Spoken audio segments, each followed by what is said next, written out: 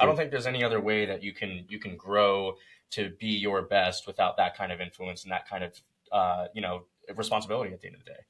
Because there's a lot of trust that goes behind it, and again, that responsibility is either going to make or break you. And if you know full well within yourself that you're able to handle it, that you're able to move forward with it, then why not? At the end of the day, why not, dude?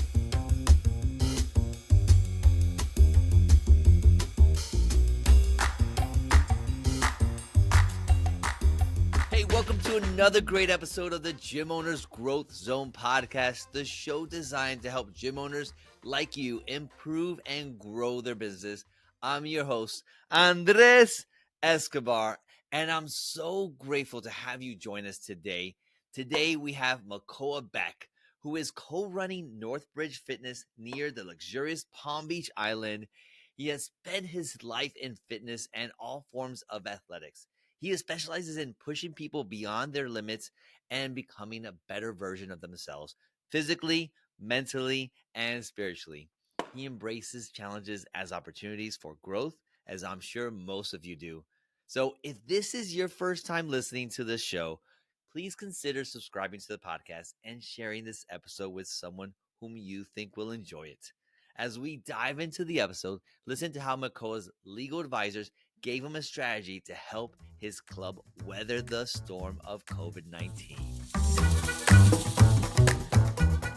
Hey everybody, Andres Escobar, and I'm so excited today. I have Makoa in the studio, and as you guys have been watching us, we've been in the studio more often, and I'm just getting a lot of local, great people that are doing some great things in our market, and I want to make sure that I share them with you guys. So Makoa, thank you so much for joining us. Absolutely. I really appreciate you taking the time. Like literally, it's not just like a Zoom meeting. It's literally here in the studio.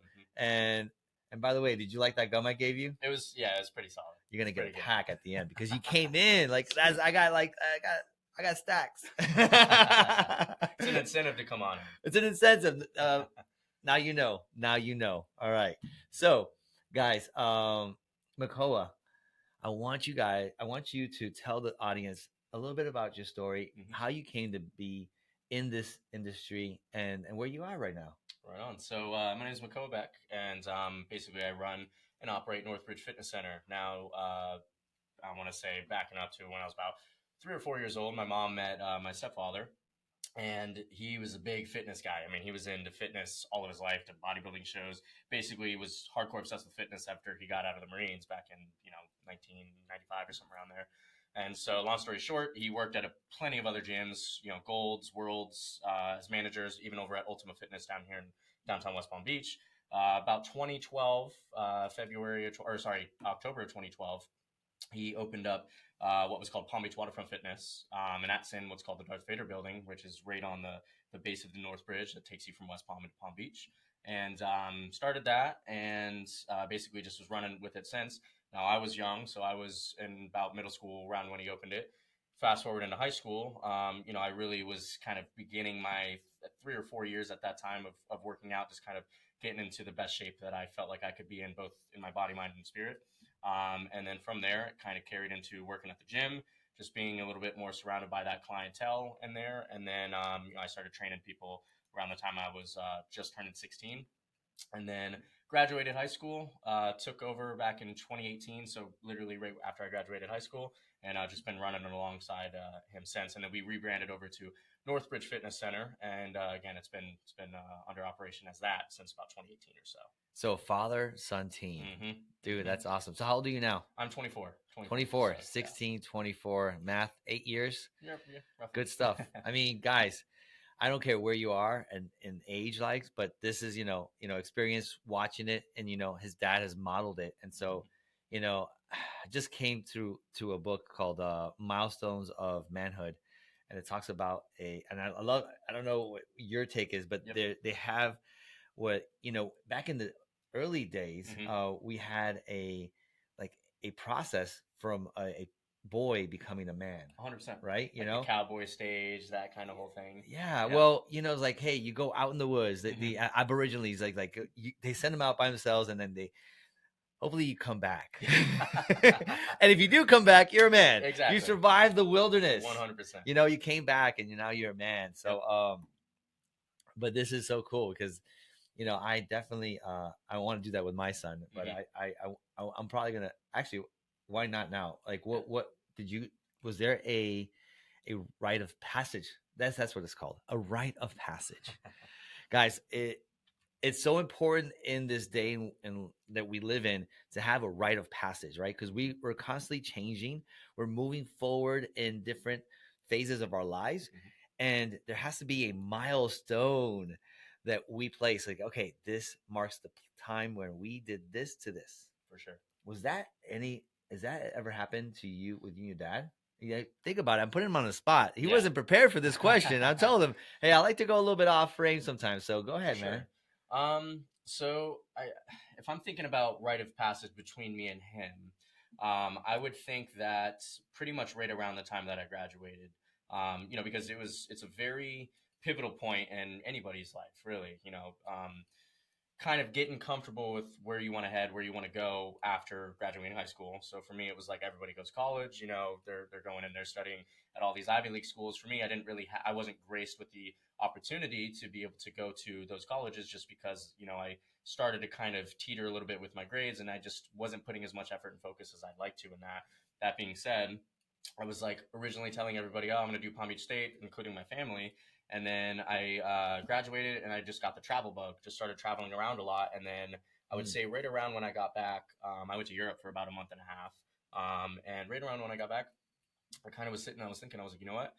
I wanted to focus on business. Why not focus on business? Why not make this a little bit more of my full time thing? And so then I sat down and me and my dad had a conversation, and we just talked about just running the gym and what that's going to entail, and just big breakdown of a bunch of different responsibilities as far as like how the gym goes and how it's going to operate and that kind of thing. And I would say that was most definitely the pivotal point of getting into a little bit more of the business ownership, and even again alongside like that kind of relationship and him confiding in me, having the trust to be able to know that I'm going to show up and that I'm going to not only just bust my ass, but I'm gonna make it worthwhile.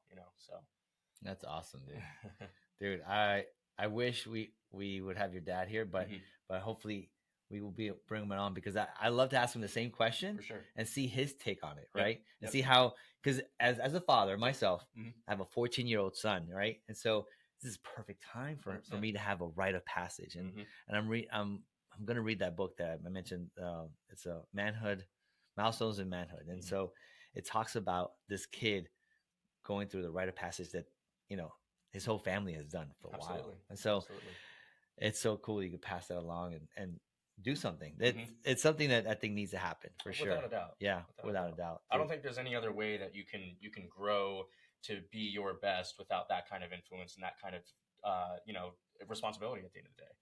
Because there's a lot of trust that goes behind it, and again, that responsibility is either going to make or break you. And if you know full well within yourself that you're able to handle it, that you're able to move forward with it, then why not? At the end of the day. Why not, dude? I think you have to. I think it's like you can put it off, but Hmm. you got to do it. Face it. Absolutely. So the journey that we're about to embark in this, story that we're about to tell, Hmm. and it starts off in a roller coaster, Absolutely. right?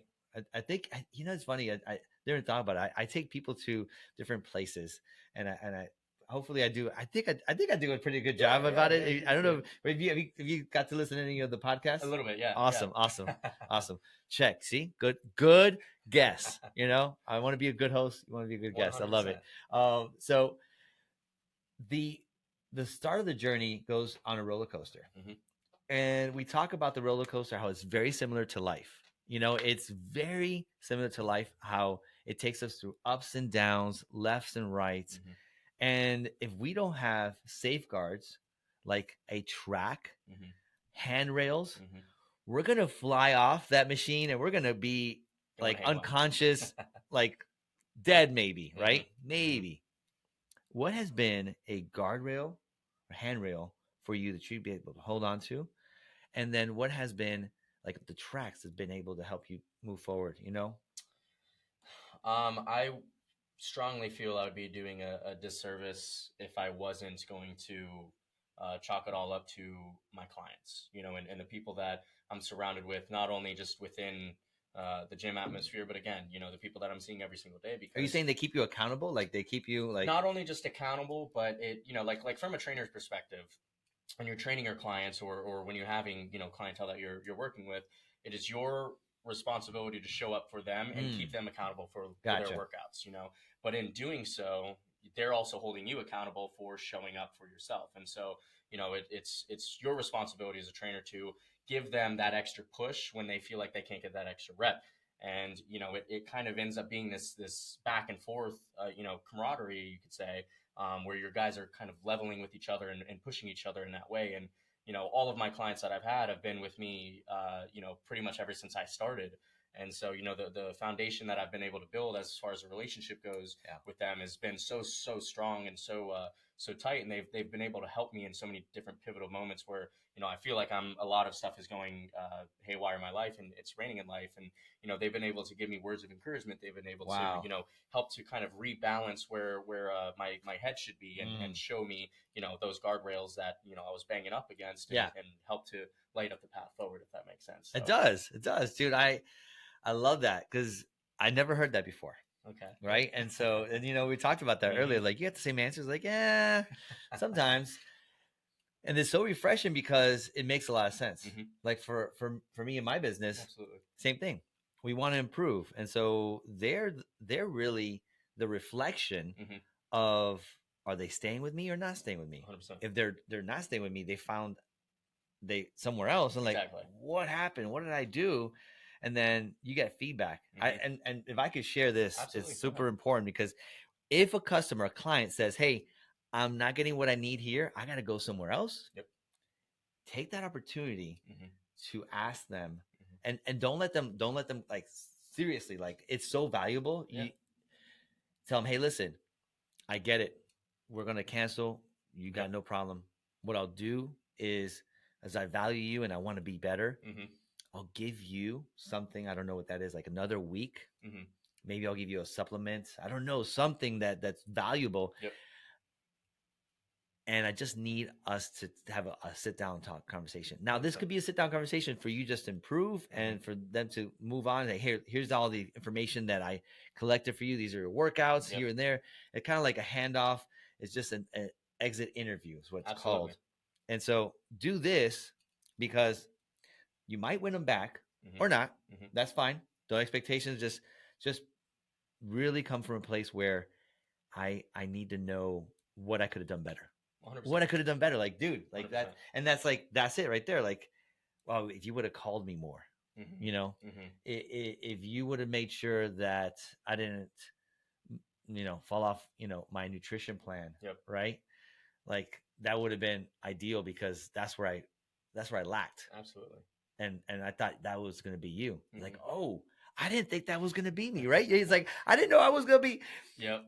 I didn't know it was gonna be my brother's keeper. Like, yes, you are your brother's keeper. Let's go. You know who said that? I'm not my brother's keeper. I do not know. It was a movie, Ricochet, and he was referenced. It was Denzel Washington. Okay. Oh no, it was another Denzel Washington movie. Anyways, but it actually comes from the Bible. Okay. And it's Cain, when God said, "Hey, where's your brother, Abel?" And like, who am I? I'm not my brother's keeper. And like, no, dude, you killed him. Yep. You know better.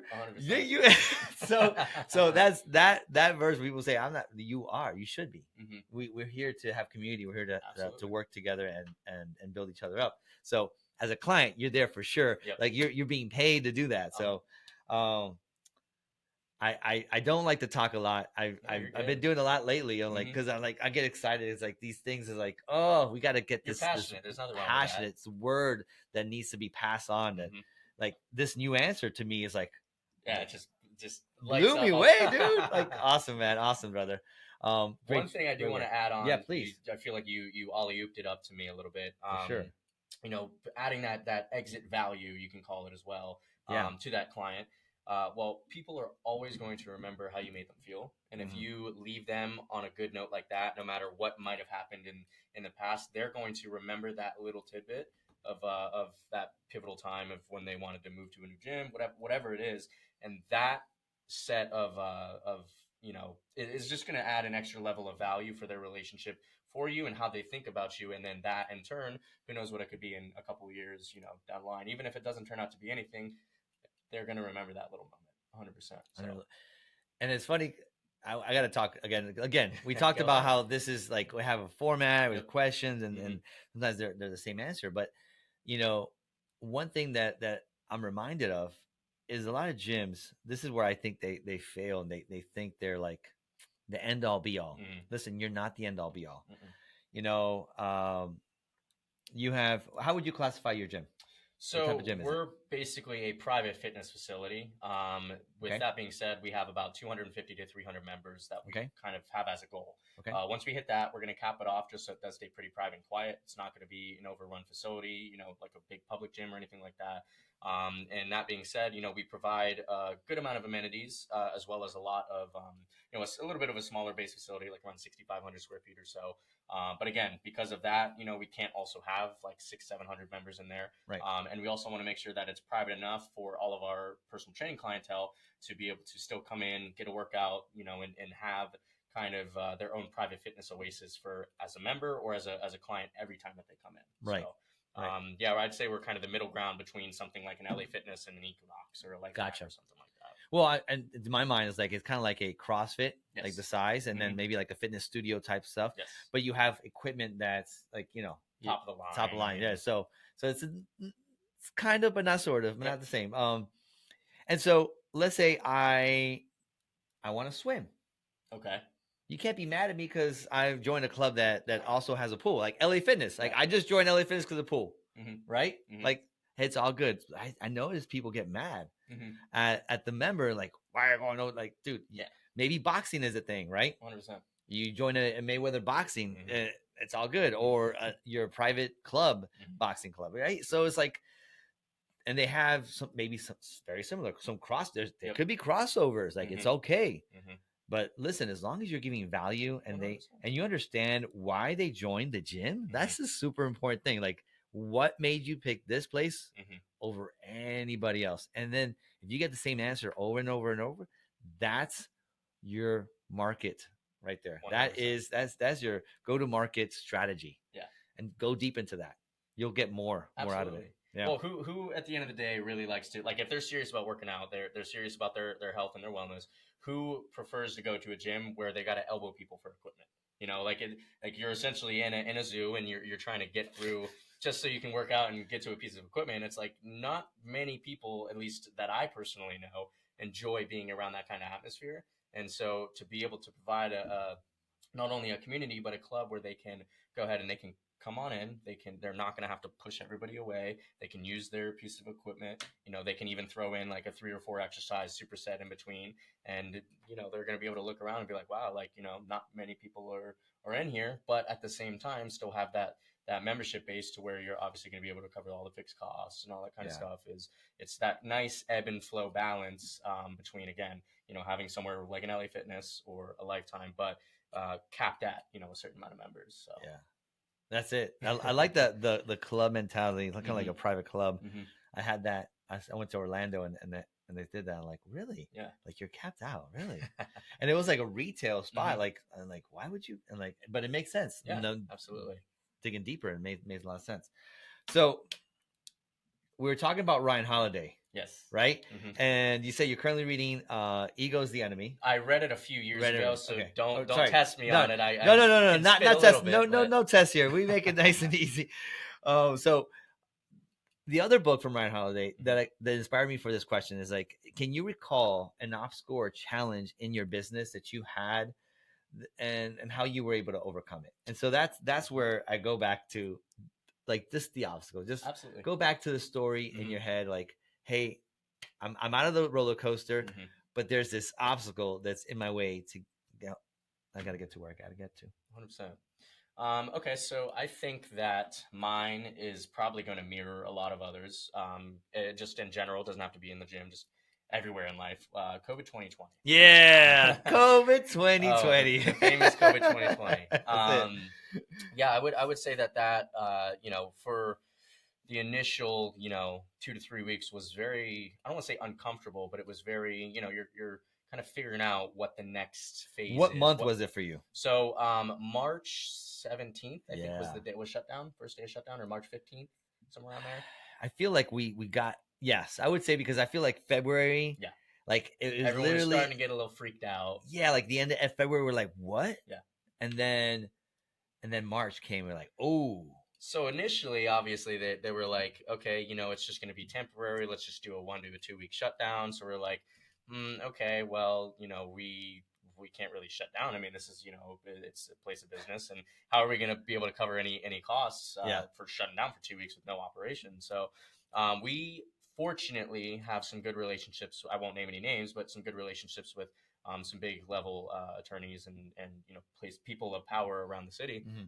And so once that was kind of happening, we got, you know, a mass government issued from the state of Florida that all gyms are required to shut down. And we did see a couple things in there where we were kind of like, okay, this sounds like it might be a loophole. But we don't want to, you know, walk on eggshells with it. So we sent it over and we said, look, you know, this is how we run. This is how we operate. It says that, you know, you don't have to close if you're X, Y, and Z.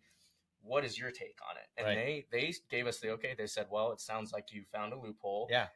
And so one of the lawyers was able to go ahead and bring it up to one of the councilmen that he knows, and we got the okay from them that we were okay to stay open. Yeah. So what we did instead actually was, instead of just being like, hey, we're open, you know, everybody come in, fight for some equipment, we closed it off to the public, but to our members. And we just made it a one-on-one personal training only facility. Nice. So anybody that was coming in, you know, between all of our trainers and our clients was coming in, and they were getting their one-on-one personal training session, but not any of the members could just come in, because we just wanted to make sure that we were keeping, because we do have some older clientele, so we want to make sure they were healthy. Again, it was a scary time of the world, so we didn't know how serious it was or wasn't. And, but what better time in the world than you need to lean into that? Yes. Health and fitness 100%. is so important. 100%. Can I guess what was the loophole? Go ahead. All right. Place of worship? No. Dang. All right. No. Go ahead. So it was basically it was a single occupant owned space, and the interior to fire and police stations were not required to close. So basically all we had to do was, because you to get into the facility, you walk in through the main building lobby. And then through the main building lobby, because we're in you know, a 21 floor office building, right? You would walk to where the gym was, and you would swipe your card, get into the gym. Now, if you are outside of the building, we actually have a pair of side exit doors. Mm-hmm. Now, those side exit doors do not go into the building. Okay. Those side exit doors go directly into the gym. All we had to do was have people enter through those exit doors. Goal is a beautiful word to hear when you're scoring on the soccer field. This last World Cup was won by Argentina because of one important player. Yeah, you got it. It was the goalie. He secured the win for the team, and in the same way, ReviewBiz platform will catch negative reviews before they go online. In addition, it helps you score and promote fresh new reviews so you can crush the competition. So don't let those big box gyms take your clients. ReviewBiz will help you build your online presence and turn your own members into your best sales reps. Get your first 5 reviews for only $1. All you got to do is go to reviewbiz.io/try to get started. You have to what?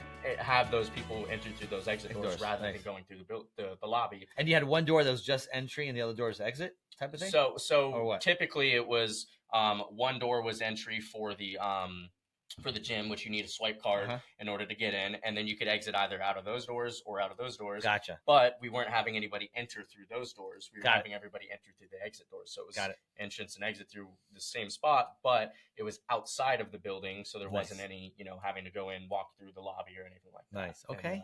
And, yeah, so it you know, worked out pretty well.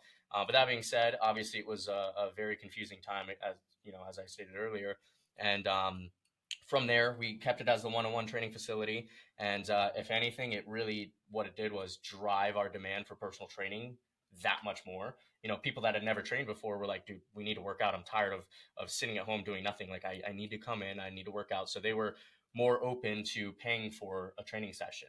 And then another thing that we did is online training.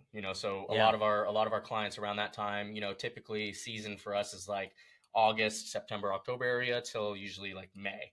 And a lot of our clients usually will split out for the summer and that kind of thing. So some of our clients they were getting worried. They didn't want to get stuck in Florida. So they went up to New York, but then they got locked down in New York. And so instead of them just kind of sitting around doing nothing, we picked up a lot of online training as well. And we were doing Zoom and FaceTime online workouts and sessions. And again, the demand that obviously was when Peloton started blowing up a lot more. So we really were able to catch the wave with that. And even now, like I only have about 1 to 2 online clients. I don't have as much as I was before, obviously, or during COVID. But again, that demand for the online training and for just training in general was really just skyrocketed. So it was we had the issue, but we were able to capitalize on it and we came out ahead. So I wonder, this is probably a take we need to talk about. Like, yeah, COVID woke our butts up. Yes. Like, seriously. Yep. In many different industries, not just in the fitness. I mean, restaurants really had to reinvent themselves. Like, and so did everybody else. Yep. I mean, offices had to, like, remote work. Oh, damn, what does that look like? Yeah. And now we're trying to bring everybody back. And I think, we still got to keep that mindset a little bit. QR codes woke, like they became woke. Yes. Yeah, absolutely. We use it in our business, and it's like that's like the way to do it too. So, like you said, you have a couple online clients. Why not more? So for me, yeah, I don't mind the online sessions. If I'm being a little honest, it is a little easier. Right. But the hands-on training, being able to actually be there to correct them on their form or anything like that, that gets separated when you're through a screen. You can see someone, you can tell them, hey, your form's a little off, try doing this, this, and this. And like, unless you're there to specifically show them and guide them with hands-on training, then it's a little bit harder. It's a little bit more skewed. For me, I'm much more of a fan of in-person training being, here, because not only can you, be with them one-on-one, but you're also going to kind of be able to give them a little bit of that energy frequency between you. Like if they're feeling a little run down, it's harder to send your energy through the screen to them and coach them and motivate them. Whereas like if you're right there and then and there with them, you're like, no, come on, let's get 10 reps out. Let's, X, Y, and Z. And so again, I'm a little bit more hands-on. The motivating factor is big. 100%. Yeah, no, I get it. Can I recommend something? Sure. Yeah, because it's I told you I did this. I literally trained with a guy in Canada. Yep. I'm in Florida, guys. So the way they did it was really cool. They used an app called True Coach, if I remember correctly, and he basically gave me the routine. Yep.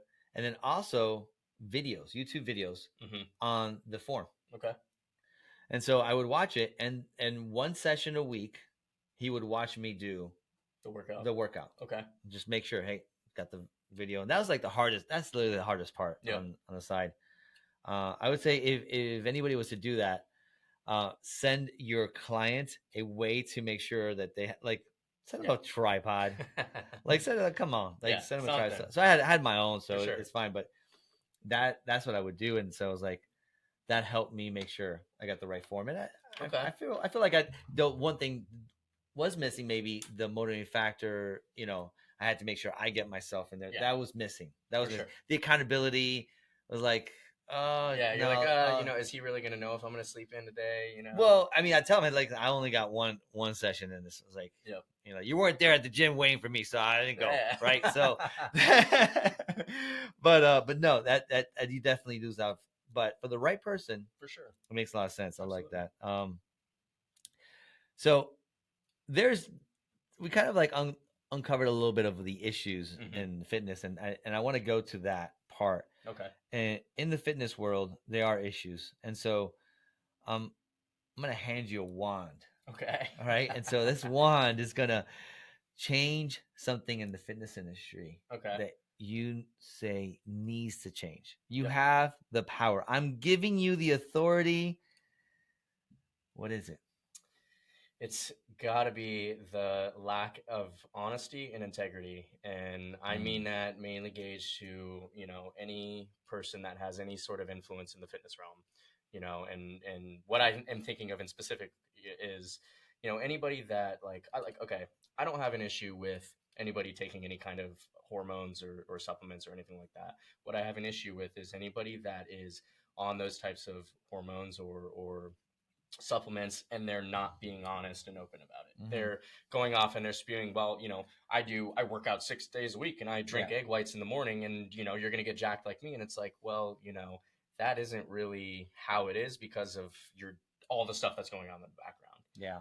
And I think that if we were a little bit more open and honest about it, then there wouldn't be a lot of false expectations. And, and I think that those false expectations, especially in, kids nowadays, I've been in the gym working out myself for 10 or 12 years. And so it wasn't as common as it is now, but the amount of 15, 16 and 17-year-olds that I have conversations with who are like, oh yeah, I just got off of a 6-month cycle of tren, and I was doing Anadrol and I'm thinking about hopping on a little bit more, some Deca. And it's like, you're 16, 17, 18 years old. Like, you're literally becoming a cocktail of supplements. And it's, so I think that honesty and that integrity about the do's and the don'ts and, why you should or shouldn't needs to be a little bit more brought to light, in my opinion.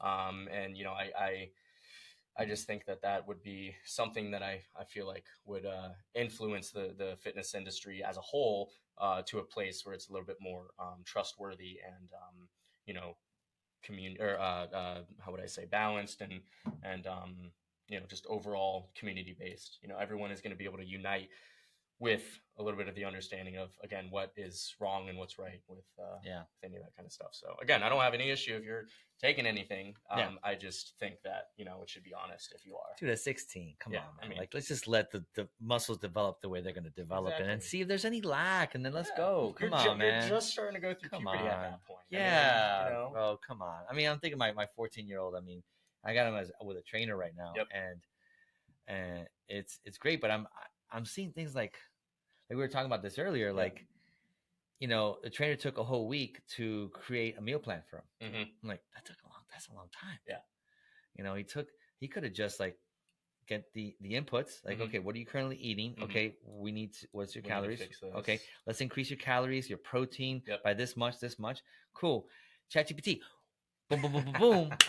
Hit me up. And give them like one cheat day or two cheat days, whatever. Maybe one cheat meal, whatever. He can have a cheat day or two. 100%. That's what he does. So it's cool, but I'm like, it took him like forever. And so you're excited. I'm like, I want to get started. Like, it took a whole week to get a meal plan. And so then I got to go buy whatever things. That takes another like a couple of days, right? Let's be honest. And so I'm like, dude, it could have been faster. What? Anyway, so there should be an app there. If not, then I'm going to create it because I see the problem. I see the issue, and I'm a problem solver, dude. Anyway, so all right. We're going to jump into a fast lane right now, and we're going to hit the ground running here. So fast, 5 furious questions are, who's an influential person or people in your business journey? Who is an influential? Yeah. So I think this is going to mirror, I don't know if it was the first or the second question, but it's got to be a couple of my clients, because some of the people that I'm surrounded with are high level guys, whether it be in finance and, as a lawyer or a CPA and that kind of thing. So I think the guidance that they've been able to give me, and I can't equate it to just one person because I feel like it would be doing a disservice to others, because one of my clients I might have met through another one of my clients. And then that client, might have been able to help lead me to another client that was able to give me a lot of advice. And then from that client, I was able to meet a lot of other people. So we're going to go down a rabbit hole. I could tell right there on that one. So yeah, I can't chalk it up to just one person, but essentially. But your clients, I love that. That's a good question. I mean, good answer. I ask the question all the time, so it's not a good question. It's just a good answer. I love that because it's different. And I love to bring that spice. But let's try to keep it 1 to 2 sentences. Okay. So we get through it, and we'll get mighty. Absolutely. What's one thing you wish you had known when you began your business? And if you need to go deep, dude, listen, it's a framework. Listen, if you feel passionate about answering this question, like deep. But I can tell we're gonna go that client. They're like, dude, I'll do my best to simplify it as quick as I can. You're good, brother. You're good. What's one thing I wish I had known when I began my business? So, um, I would, I would say probably just patience and dedication. You know, like I understood it was going to take patience, I understood it was going to take dedication, but I didn't know the amount to the scale. So I would say a little bit more patience and dedication, at least in the growing pain stage. Yeah, we need to hear that more, for Mhm. real. Love it. Now, a book, a podcast, a blog, some kind of positive media that you recently consumed. Um, Give us something to take away here. So I got two books in mind. I Okay. did just reread two of them that have been pretty impactful, I would say. One is Never Split the Difference Ooh, by Chris Ross. Voss. And the other one is Touching Spirit Bear, which is actually a book that I read back in middle school for, you know, summer reading. And that book, I would say, definitely impacted Touching me. Spirit Bear. Mhm. Interesting. It's like a Native American. I do believe it has a little bit of Native American origin. Okay. If you want to go down a rabbit hole, I can give you a quick synopsis of the movie. But Oh, the or movie. the book. Sorry, the book. Okay, okay. So basically, it's a kid, Cole. He's 16. He's, you know, filled with anger and rage. Beats the crap out of this kid. Instead of, you know, he always wants to take the easy way out of things. Always is like, oh yeah, you know, I'm so sorry for my actions, but doesn't really take accountability for it. Long story short, kid almost is that he beat up almost dies. Instead of getting sent to prison or juvenile, you know, camp for a year, they give him an option, and I think it's based in Alaska. They give him an option to go and spend a year on an island by himself, and so he chooses that because he's like, you guys are stupid, you know, I'm gonna go and do this. You guys think you got me, this and that. So he's like, oh yeah, you know, I really think I would be inspired to do this, and this, and he goes and he's thinking that he's gonna be able to swim off the island. Long story short, he gets attacked by a white bear, and that is on just this random island in the middle of nowhere. And everyone's like, dude, there's no bears on this island. What are you talking about? And he almost gets killed. He gets, you know, flown back to or boated back to the main town, gets taken to the hospital, wakes up from a coma, and then he has this strong desire and urge to go back to the islands, you know, because all he can see is that white polar bear, or you know, that polar bear. And then, you know, I'm not going to tell you how the rest of the story goes. I love it. But yeah. I'm thinking to myself, white bear, what is that? It's a polar bear, guys. Yep. Hello. I love it. Dude, what's your favorite online tool? Yeah, I would say right now it's got to be ChatGPT. Ooh, I would say it's got to be ChatGPT. Yes. So yeah, it's a great tool to create like content. It's so good. What's a habit or practice that you believe everybody would benefit from? They need to do it. Like, dude, start doing this now. So I never used to believe in it as much, but stretching. Ooh, yes. I mean, I stretched in, you know, in sports, but not as much as I need to. How often? I would say if you're not doing it more than 3 times a day, then you're not doing yourself a good service. But if you can get 3 times a week, that's better than nothing. For sure. Wow. All right, level up your stretching game, guys, because I'm lucky to get it once a week. A week. For sure. Hey, I'm the same way. Yeah. I'm the one saying that you should stretch more. I have like a 45-minute stretching routine. It's like just to do like that. It's like I do it once a day. But I'd be lucky to do it once a day. So last question is, we're going to step into another place in the office here. And it's a time machine. Time machine. Okay. Yeah. The time machine is going to take us back to the 70s. You weren't born in the 70s. I was not. I was. 77, my friend. Okay. 77. Okay. Makes me 46 this year. 46 years young. Yes. I love it. So I love age, by the way. I can't wait to get more grace. People think I'm crazy, but I really do. Anyways, we're going to go back, Makoa. We're going to go and land when you were 14 years old. Okay. You're going to talk to little Makoa. And you're going to step out from the time machine, and you're going to see him, and you're going to speak to him, and you're going to tell him some advice. Okay. Because you, out of anybody else, knows him and what he's about to come across. What's the piece of advice you give him? I think that no matter what you feel like you're going through right now, you are never given more than you can handle, for one. And what you are going through right now is there for you to either make the decision to grow or go. And I like to use that expression in the grand term of life as you're either growing with life or you're going with life. And so if you are growing with life, you're understanding everything that is coming your way, and you're understanding and figuring out where you're going to have to maneuver, how you're going to have to adapt, and how you're going to have to grow. Then that is what is pivotal. That is what is most important, and you're going to yield those results. But if you're just going through it, you're just getting hit, and you're out there and life is just raining on you.